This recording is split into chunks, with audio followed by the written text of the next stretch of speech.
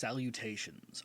Welcome to the Dragon's Den. I am your venerable host, Orochi, and today we are talking about the only thing that really matters: dragons. Specifically today, I am talking about the third book in the Scaleshifter series, The God's Gift, by Shelby Hailstone Law. I just finished this just a few moments ago, and I'm so glad that there is going to be a fourth, presumably, by the way it ends anyway, that there's going to be a fourth book, because as you could tell from my previous review of the first two books, I adore the themes in this book. So before going on into all of that, what are my overall thoughts of this? It's like, if you like the first two, then yes, get this, 100%. If you like the themes of family and overcoming trauma, because that is a big point, especially in this book, is dealing with their trauma. And I'm not sure, I can't say for certain if this is an accurate representation for other people, because the way that I've interacted with my childhood trauma is vastly different, but it's different for different people. So, but these characters deal with this trauma that they've gone through, and they help to try and heal each other, but their personalities just make it difficult for them to do so. As you think about what they've been through, and generally people don't actually overcome those kind of things. In most, stories are more action-oriented stories, so you always see, especially in fantasy stuff, where people, going around doing combat, killing, and all this other stuff, and they come out on the other side being fine. It's like, well, that's not realistic for most people. Those kind of things are traumatic events, and different people handle things in different way. So the thing I could say might be a negative for this is that it seems like both of the characters handle their trauma in the same way, in that they both view themselves as being worthless because that's what their tormentor did to them. He tortured them and broke them down to make them feel like they needed him to continue to be worth anything. So having that shared history, it's understandable why they were both broken down, and so that is why they both refuse to accept their worth, despite all of the evidence to the contrary. So even thinking of that as in a negative way, that, oh, they're too similar, is like, well, it's because they were both tormented and broken down in the same way. But other than that, there is very little negative I can say about this book, except for it's too short.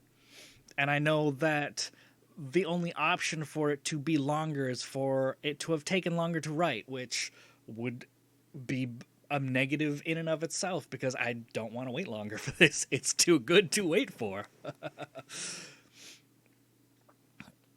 I can't say if the writing has gotten better, but it's enjoyable for me. I don't like, super deep waxing prose of trying to be super deep or anything. It's good when used sparingly, I think. So the way this is written is perfect for what I am looking for, and you can sort of condense the entire story of this to, they went to this one place for a few days, a couple things happened, they got better, and then went home. That's the entirety of the story, and yet so much happens in such a short amount of time, and it's so interesting the way those things, the series of events happen, and all the things that go on. It is fantastic. So, beyond a shadow of doubt, if you liked the first two, read this one. It is a minor conclusion to part of the overarching story of these characters, which is why I'm happy that it sounds like they're going to do something else because of that resolution. So if that's all you want to hear about it, is that it's a fantastic book and you should read it, then stop here because I'm about to get into spoilers. You have been warned. So the biggest spoilery part of this is that the whole point of their journey in this book is to find Alan because he escaped them. And I think it's a little strange that it's just the two of them going after him. None of the adults accompany them. And I understand that the real reasoning behind that is because there was so much fallout from the fight with Alan that all the other dragons were left dealing with that because they had to heal up from the fight, and then there was all of these mindless dragons running free, and all of these transformed dragons that needed homes, and all of these humans that had, maybe nowhere to go. And so there was a lot of stuff to deal with the fallout of that. Whereas Kal and Zia, their only thing on their minds is they need to find Alan while he's hurt and finish him. So on that sort of thing, it's kind of like, it's understandable. Because you can think of this sort of like, this is, the story of these two young characters, and so it's supposed to be, their journey, and if you inserted an adult to be with them the whole time, then it would automatically defer to the adult to be the one in control of everything, and that would drastically reshape how their adventure went. And you can see that in the vast majority of coming-to-age stories, where it's like, if you're not dealing with problems on your own and being able to grow on your own, then it might be stunted. I would rather see stories written well with adults supervising yet letting characters grow on their own, but I understand that, that's not really the trope of coming-to-age stories. So for this one specifically, it's nice that there is a backstory reason why there are no adults there, when realistically, versus the threat that they are going up against, there should have been.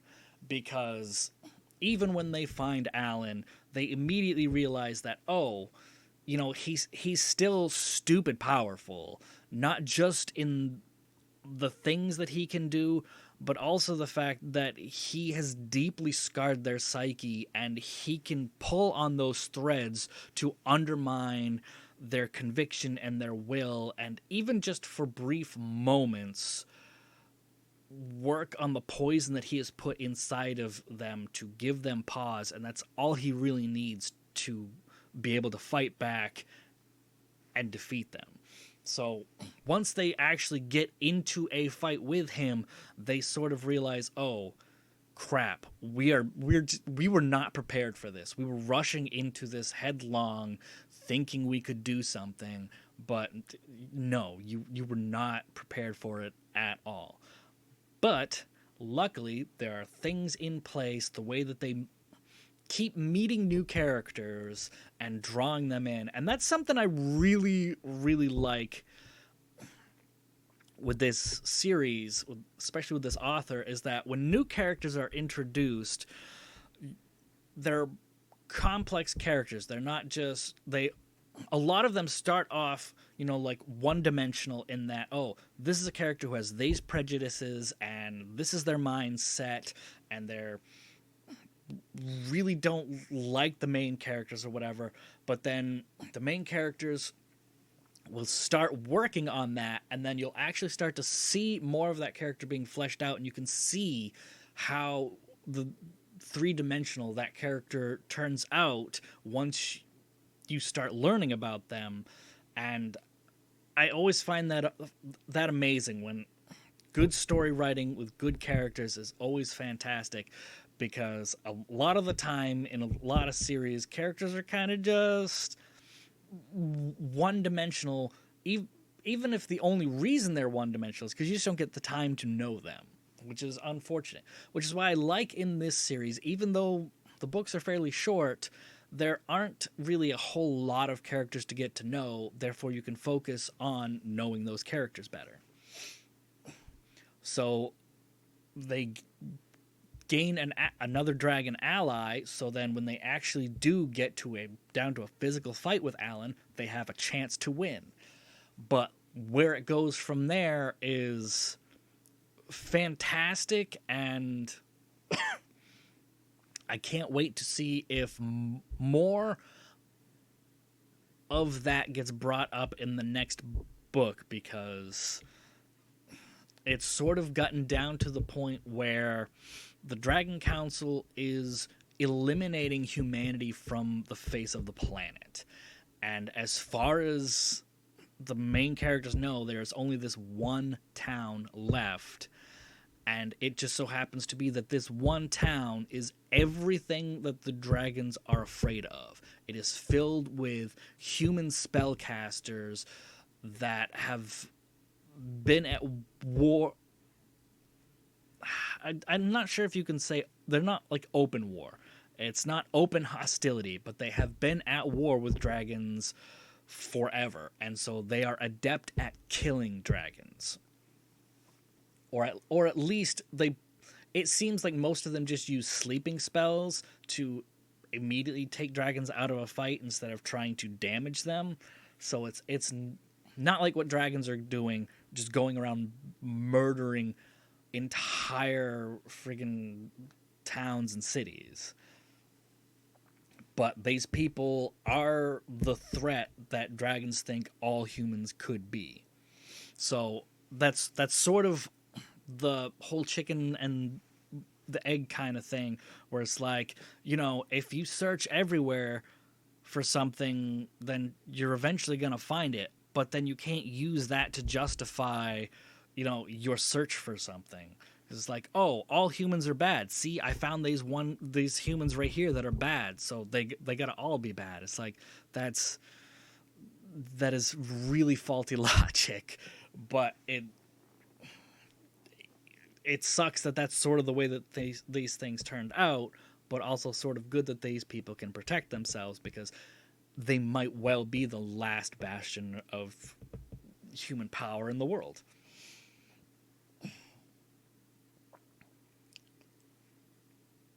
But the resolution comes from eventually, after some more trouble with him being a controlling piece of shit, they do kill Alan, and that is the first step in allowing Zia and Kal to begin the healing process and at least feeling safe and knowing that none of the stuff that they've been through will happen to anybody else, which is fantastic. And I was afraid, after getting to the middle of this book, that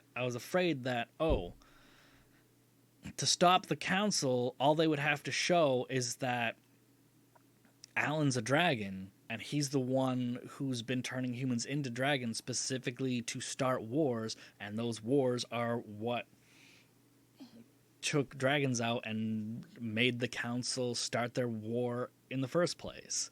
So I was thinking it would end with them subduing him, presenting him to the council, and the council would have to been like, oh, this is our problem. This is our fault. A dragon started these wars against us, not humans. We're a bunch of shitheads. We'll have to deal with this internally. But that didn't happen. So we'll have much more of the story.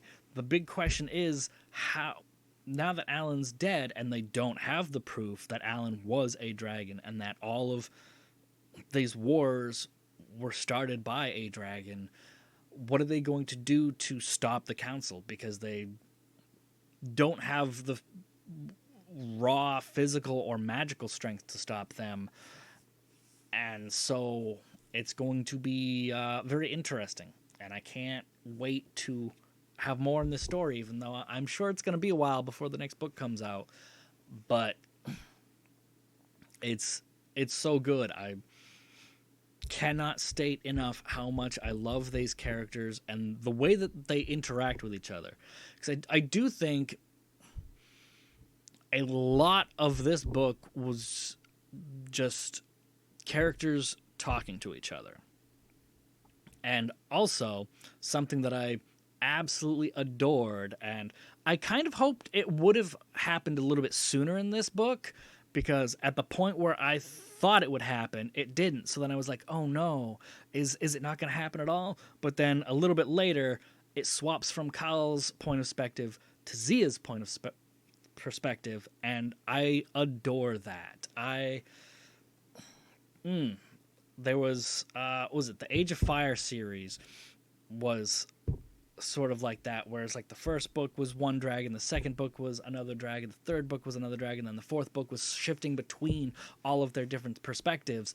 And I love that sort of thing. I love getting into a character's head to see the way that they are thinking. And I think that's one of the reasons why most books that get converted into movies and TV series don't work. They need to be changed so much that they're just so far removed from their source material that you can't really get into it as much. I know I love watching cool movies and TV shows and stuff, but I never get into them enough to really get attached to the characters or anything.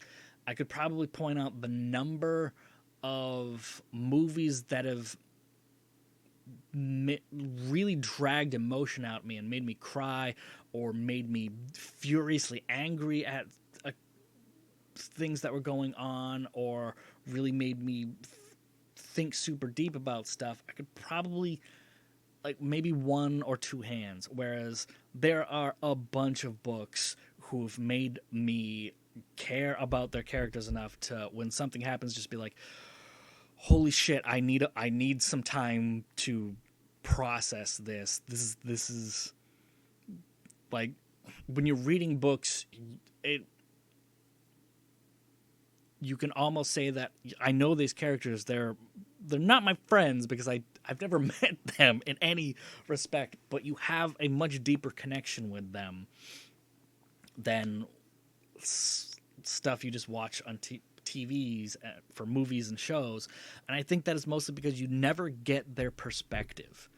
Like, not most movies, I think, especially if they're taken from books, need to take up the idea that you need to have a introspective narrative. You have to have like the voice of the character in their own head going over stuff, so that you don't need like super exaggerated kinds of monologue of them, waxing on about how they feel. They can just do it in their head. That's why like noir kind of films where you just have, the detective talking in their head. It's like, that's how most of those kind of things should be, so that you can actually get their thoughts, because those are the kinds of things that make you really love those characters, because you know what they're like. Not just watching how they act and react to stuff, you get to know what their thoughts are on things. And that's what I love about this book so much, is that you get both of these characters' perspective on different things and how they constantly interact with each other. And after their battle, they're both just constantly trying to support each other, but they've been broken down so much that they think that they're worthless and that the other one is amazing. And I love that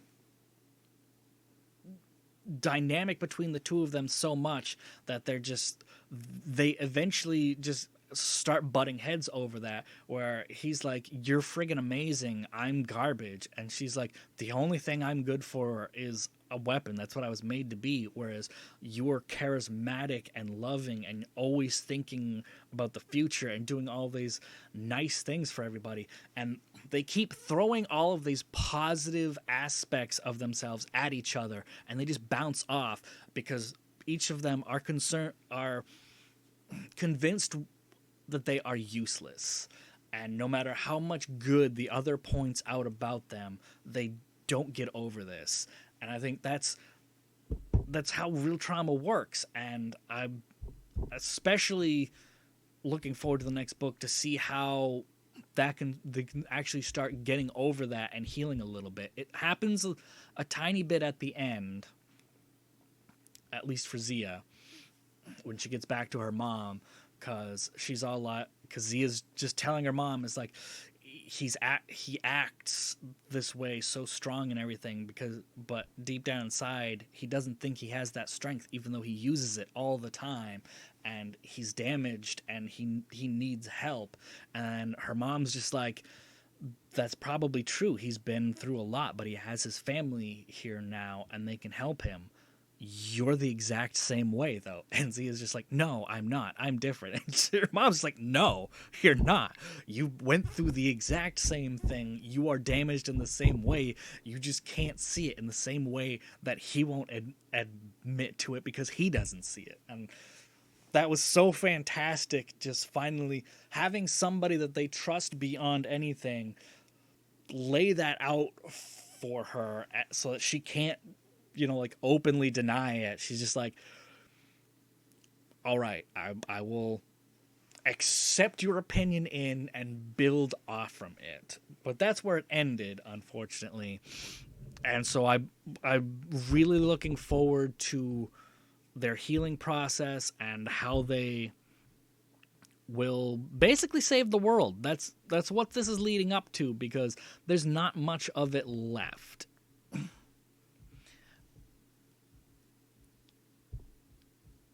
But it's so good. Character driven stories are the things that I love most, and these characters are fantastic. I will say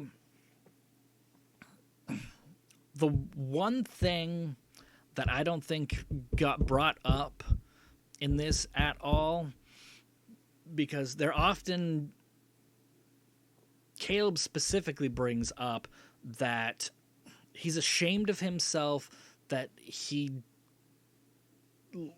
vastly prefers being a dragon. He's ashamed of that because he hated being human, because he hated being weak.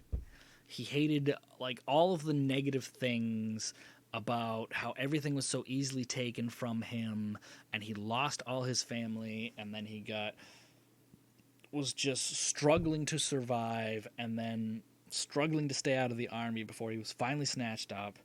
And so he views being a dragon as being more powerful, and that power allows him to have some control over his life, which he's sort of ashamed that that's what he loves most about it, even though he does like a lot of other draconic aspects. Whereas Zia, on the other hand, hates being a dragon, and that's a big bridge between the two of them that's hard for them to build, because he realizes that his ability to turn back into human, he would give it to her in a heartbeat if he could, because he recognizes that he doesn't want it. It doesn't do him much good, because he hates being human and being weak, whereas she wants nothing more than to be human and is rather jealous of his ability, whereas he's would just give it to her in a heartbeat if he could. Which, that's something I hope happens in the next book, that he has to at least tell her that. At least tell her that he would love to, and maybe even will strive to find a magical way to do so, to give her his ability to do that, because he wants to do something special for her. And I think at least having that sentiment would be fantastic. But since he likes the strength and being independent and stuff, I don't think that flying was ever brought up as that. And that's usually one of the biggest things that people bring up in the change of perspective, is whenever a character has the ability to free fly, that it changes their perspective on everything, because that's freedom. That is something thematically humans view as, if you can fly, you can have freedom because then you can just go wherever you want. And that's not entirely true, but in some ways it is. And I think, like, Carl never mentions that or even thinks about it, that about thinking of, how he's powerful, but then he's also free now to escape his old life because he can fly. Neither one of them really enjoys flying. He mentions when he's riding Zia that it's thrilling as a human to fly, but it doesn't mention anything about how they feel flying as dragons, leaving it to kind of be like it's a mundane thing for them. And I think for natural born dragons that might maybe be the way, but it's hard to think that either of them don't view flying as a fantastic thing for them to have that amount of freedom. And I really hope that gets brought up at some point, because that's usually a big sticking point for the themes of being powerful and free and getting away from being stuck in bad situations.